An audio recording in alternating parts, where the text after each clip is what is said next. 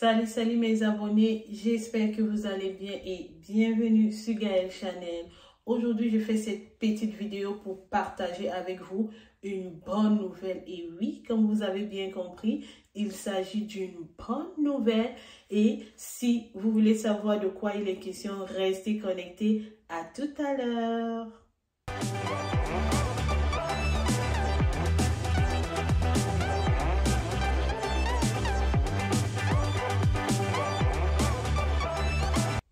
Et oui, mes abonnés, comme je vous ai annoncé tout à l'heure, j'ai une bonne nouvelle pour vous. Je sais que plusieurs personnes parmi vous, vous posez la question de savoir, il s'agit de quelle nouvelle? Et oui, il s'agit en effet de la levée temporaire des limites d'heures de travail pour tous les étudiants internationaux qui sont autorisés à travailler hors campus. Avant d'aller droit au but, je vais déjà dans un premier temps essayer de situer le contexte. Pour la plupart des étudiants internationaux qui font la demande de permis d'études pour le Canada, généralement les personnes qui ont une approbation, une fois à l'entrée du Canada, elles vont faire face à des agents frontaliers qui, au sortir de leur échange, l'agent frontalier va les délivrer un permis d'études plus un permis de travail temporaire.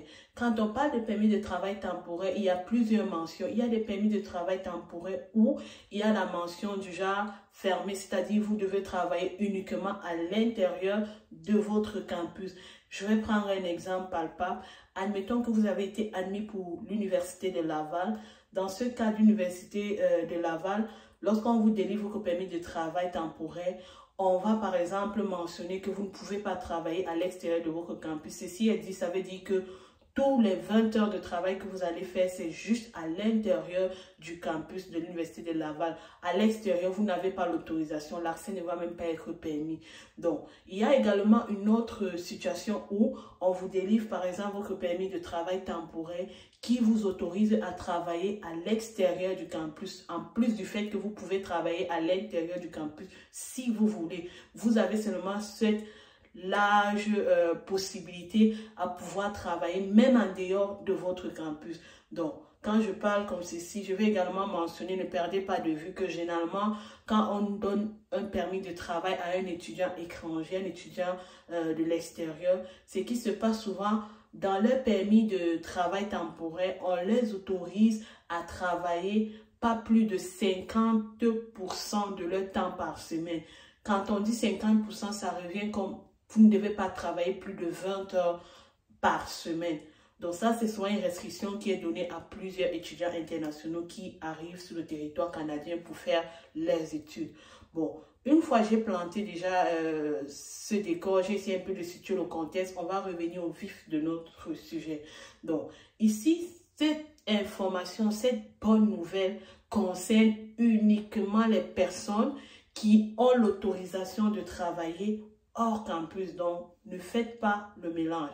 Donc, je sais que lorsque je le dis, vous vous posez certainement la question, mais quand est-ce que cela va prendre effet et quand est-ce que cela va se terminer, autant pour moi. Donc, quand je le dis, vous devez noter que à partir du 15 novembre 2022, les étudiants internationaux qui ont un permis de travail temporaire hors campus pourront désormais travailler au-delà des 20 heures de travail par semaine qui leur avaient été autorisées lorsqu'on délivrait leur permis de travail à leur entrée au Canada.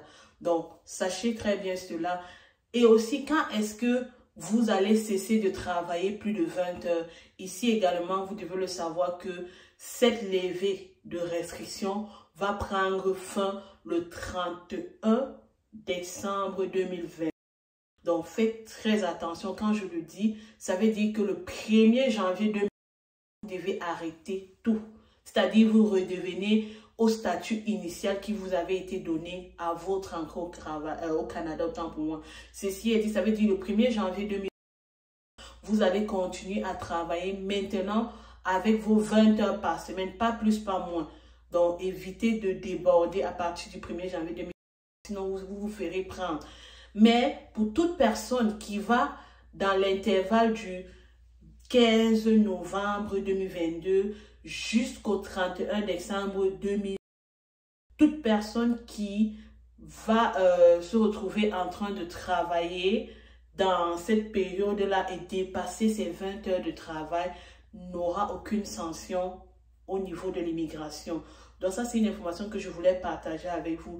Je sais également que vous vous posez la question, est-ce que c'est tout le monde qui peut le faire ou quoi que ce soit? C'est vrai qu'au début, j'ai essayé un peu de situer qui sont concernés par cela, mais je voulais également ajouter une autre mention pour vous préciser que il est possible également que si vous êtes déjà sur le territoire canadien, vous avez un permis de travail ouvert, c'est-à-dire hors campus, dans ce cas, vous êtes concerné par cette bonne nouvelle.